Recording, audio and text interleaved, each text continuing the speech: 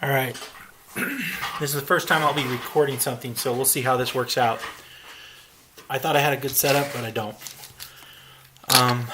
Alright, this is a sugar oil of cannabis, obviously. Not obviously, but anyways. What you're going to want to do when you want to have, like, if your blade is off-centered, like if you see how this one is, you should be able to see how it's just a little off-centered. It's not a big deal because this knife is just, I play around with it trying to figure out stuff and design things or whatever. Anyways, these are your, this is a full scale micarta. I already took off the pocket clip, so just to make it easier. When you pull it open, you'll see these three screws. Now, for your knife, it's going to be different, but this is just to get the basic idea.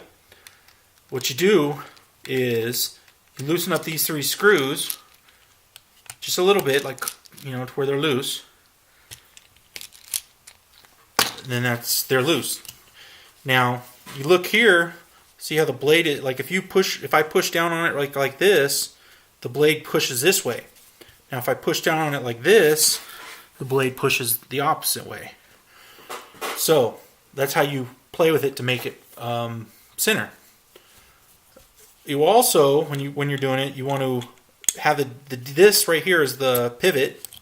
You want to have it somewhat tight because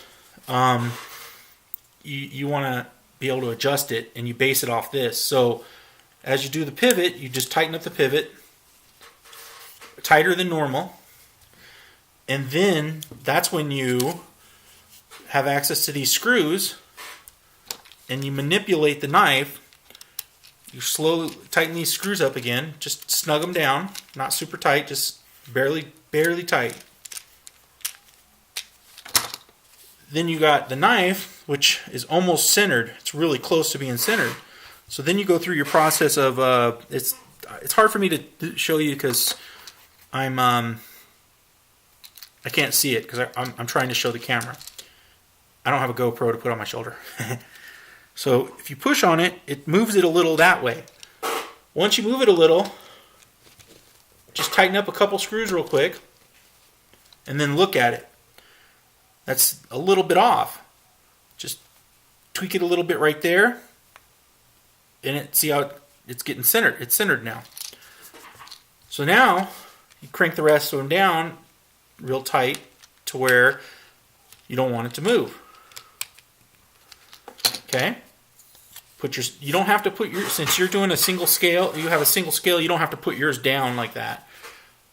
But so once you have it centered, you'll see it centered here. Now, you're going to have washers, but I have bearings, which it's still pretty smooth with bearings because it's a Shiro with multi-row bearings. But I want it a little smoother, so I just back it off just a tad. See, I barely moved it. Not even an hour on the hour on the clock.